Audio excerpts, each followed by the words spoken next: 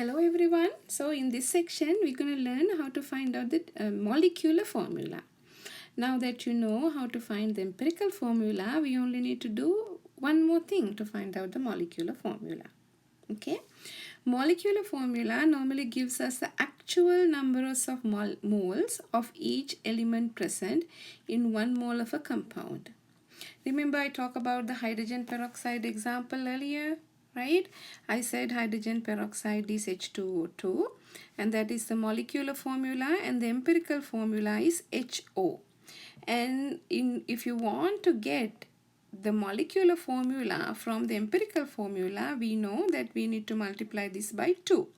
So in this case it happened to be 2, but sometimes it could be 3, 4, like that. Okay?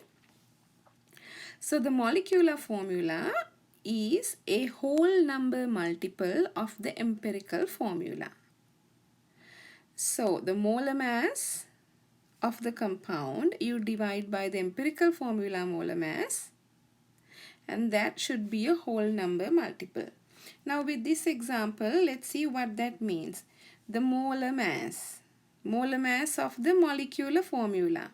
This is the molar mass. Hydrogen peroxide. There are 2 hydrogens, 2 oxygen. Each hydrogen is about 1. So 2 times 1 is 2, and oxygen is 16 times 2, 32. So the molar mass of hydrogen peroxide is 34. So 34 grams over, this is the molar mass of hydrogen peroxide over empirical formula molar mass. Okay, OH. Excuse me, somebody's remembering about me. Okay, that's a sneeze. Excuse me. So the molar mass of empirical formula OH. So hydrogen is 1, oxygen 16. So together we'll make it 17. So 34 divided by 17. That's the molar mass. Divide by the empirical formula. And this is 34 over 7. What's that number? 2. Whole number multiple. So if you know the whole number multiple, once you find the empirical formula, we know that you need to multiply the empirical formula by 2 in order to get the molecular formula. That's what we're going to do. Okay, it's not that hard. Okay. Molecular formula from elemental analysis and molar mass. Now, we have this example. During excessive physical activity, lactic acid molar mass is given to us. Okay, lactic acid is the molar mass given to us here, 90.08. Okay, elemental analysis shows that this compound has 40 mass percent carbon, 6.71 mass percent hydrogen, 53.3 mass percent oxygen. The mass percents are given. It's asking us to determine the empirical formula of the lactic acid, determine the molecular formula of the lactic acid, and we don't need this, we're already doing it. Okay, yes, we're going to find out the empirical formula and the molecular formula. So we are given percentages: 40%, 6.71, 53.3% oxygen. So we can assume this is a 100 gram sample, because if you add up your 40, 6.71 and 53.3, that will give you 100 grams. So if you take 100 gram sample, you can consider this 40% as 40 grams. This can be considered as 40 grams. This can consider as 6.71 grams, and this can consider as 53.3 grams. Okay, now you already know how to do the empirical formula. If you know the grams, what should be the next step? By using the molar masses, you can convert them into moles, right? And then the next step is converting fractions of moles into whole numbers. You guys already know this thing, but let's see how to do this. Okay. Okay. So 40 grams carbon, you divide it by the molar mass of carbon to find out the number of moles of carbon. 53.3 grams oxygen, divide by the molar mass of oxygen, 53.3 grams oxygen divided by 60 grams oxygen will give you 3.33 moles oxygen. 6.71 grams hydrogen divided by molar mass of hydrogen, that gave us the number of moles of hydrogen. Now these are in fractions form. What do we do next? You divide it by the smallest number. Right? What's the smallest number between these three? 3.33. So you divide by 3.33. Divide this by 3.33. And divide this by 3.33. Okay.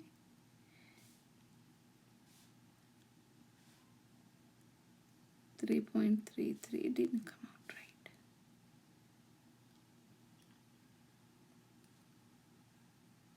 Okay, so this one would be 1 here, and this would be 2. So then the empirical formula would be 1 carbon, 2 hydrogen and 1 oxygen. CH2O is the empirical formula. Okay, and then we need to find out the molecular formula. The molar mass of lactic acid is given to us. Remember, it's in our question, the molar mass is given as 90.08.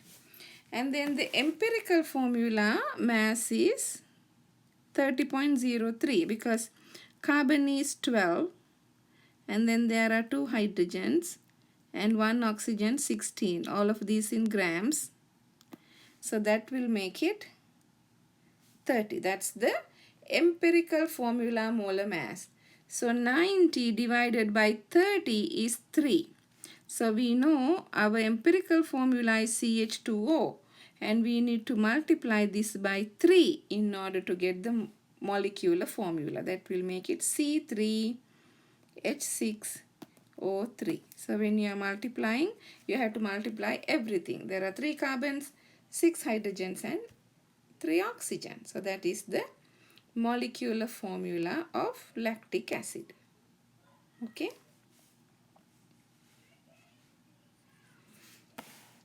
Okay. Now here you are seeing a combustion apparatus. And this is normally what we do if you want to find out empirical formula of a hydrocarbon. Hydrocarbon is something that contains carbon and hydrogens. So you can see there is an oxygen tank. Stream of oxygen is coming to the first chamber. And in the first chamber, normally we put the sample of compound containing carbon, hydrogen. And in some cases, we can have other elements like nitrogen, sulfur and so on. Okay.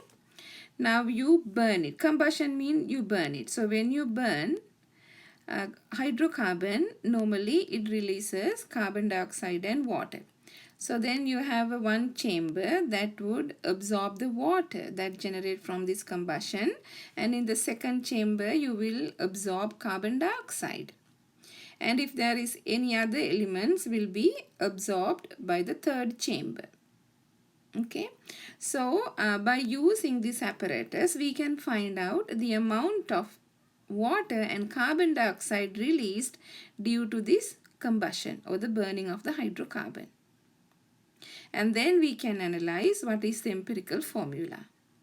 Now let's look at this concept as an example. Determining a molecular formula from combustion analysis. When a 1 gram sample of vitamin C and the molar mass of vitamin C is given to us, 176.12, placed in a combustion chamber and burned. The following data obtained. Mass of carbon dioxide absorber after the combustion is given, and then the mass of the carbon dioxide absorber before the combustion also given. Now between these two we are given the before combustion and after combustion. So if you subtract this number from 85.35, we can find out the amount of carbon dioxide released due to the combustion.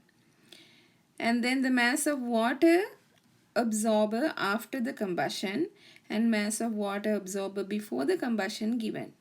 So if you subtract 37.55 from 37.96, this will give us the mass of the water released from this reaction. Okay, the masses of carbon dioxide and water produced will give us the masses of carbon and hydrogen present in the original sample. From this we can determine the mass of oxygen. Now these are masses of carbon dioxide and water. We need to convert them to carbon and hydrogen. Let's see how we're going to do that. Now for the amount of carbon dioxide, you subtract before the combustion from, so this is after the combustion, and then you subtract before the combustion. So the difference of these two will give us the mass of carbon dioxide. Now this is the mass of carbon dioxide, 1.50 grams. Okay, if you take one carbon dioxide, how many carbons are there? One carbon. What is the mass of carbon dioxide, molar mass? Carbon is 12. Okay, and the two oxygen 32. 32 plus 12 is 44. So in this 44 has one carbon. What is the mass of carbon? 12. So if you take 44 grams carbon dioxide, what's the mass of carbon in it? 12 grams. Do you see that? So no matter where you find this carbon dioxide, this ratio remains the same. So if you want to find out the amount of carbon in 1.5 gram carbon dioxide, you use the same ratio, which is in 44.01 gram carbon dioxide, you have 12.01 gram carbon. Remember, this is when we were looking at the mass analysis, we came across this equation. We did some calculations similar to this. So in 1.5 gram carbon dioxide, the amount of carbon, you can use this ratio. 44 grams carbon dioxide has 12 gram carbon. So that is 0.409 gram carbon. Similarly for water. Okay, what is the molar mass of water? There are 2 hydrogens, 1 oxygen, that is 18 grams. Now in these 18 grams, how many hydrogens are there? 2 hydrogens. What's the mass of hydrogen? 1.008. So 2 hydrogen, 2.016 grams. So this amount, 2.016 gram hydrogen in how many water? How much water? 18 grams. 18 grams water. So this ratio doesn't change. So 2 to 18. So you use that same information to find out the amount of hydrogen in 0.41 gram. Okay, so for the water, before the combustion and after the combustion data is this, and then the difference will give you the amount of water. Okay, so 0.41 gram water to find out the amount of hydrogen. 18 gram of water has 2 grams, so you use the same ratio, and this is the amount of hydrogen in 0.41 gram of water. Now we found the original compound. What is the amount of carbon and hydrogen we had? So the mass of the sample was given to us. It was 1 gram. Okay, if you go here, it's 1 gram of sample of vitamin C. And out of this 1 gram, we found 0.409 is the amount of carbon. 0.046 is the amount of hydrogen. So then if you take this together and subtract by 1 will give us the amount of oxygen. Because when you add these two together, it would not sums up to 1. So there is a difference. So that difference is always going to be oxygen if it doesn't say anything else. Okay. So the amount of oxygen is 0.545 grams. Now, we have all the elements in terms of masses in grams. We have grams carbon, grams hydrogen, grams oxygen. Now, the next steps are familiar to you. You know what to do next. Next thing is we need to convert all of these into moles and then get the smallest whole number ratio. Now carbon, convert to moles. You divide by the molar mass of carbon. 0.0341. Oxygen, take that mass, divide by molar mass of oxygen. This is the amount. Hydrogen, take the mass and divide by molar mass of hydrogen. This is the number of moles of hydrogen. And then what do you do next? Once you get the number of moles, you divide it by the smallest number of moles, which is going to be 0.0341. This will give you 1, hydrogen 1.3, oxygen 1. So the ratio we found now 1 to 1.3 to 1. Now they are not whole number ratios yet. So what do we do now? We need to make them whole numbers. If you multiply all these 3 by 2, this would become 2.6. Still it's not close enough for the whole number. So what you do is we're going to multiply all of these by 3. So when you do that, this would become 3. This would become 3.9. Now that is close to 4, and then this is 3. So the empirical formula is C3H4O3. So we found the empirical formula. Okay, but our goal is to find out what is the molecular formula of vitamin C. Remember, the molar mass of vitamin C is given to us as 176.12. So we take this molar mass and you divide it by the empirical formula molar mass. It should give us a whole number, and then we multiply that by the empirical formula. Excuse me. So C3H4O3 is the empirical formula, and then we find out the molar mass of this one. There are 3 carbons, 3 times 12, and there are 4 hydrogens, 4 times 1 approximately, and there are 3 oxygens, 3 times 16.00.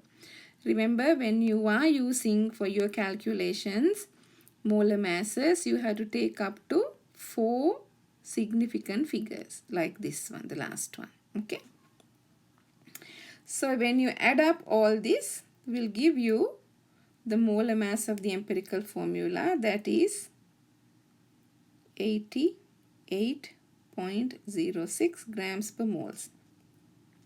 That's the empirical formula molar mass.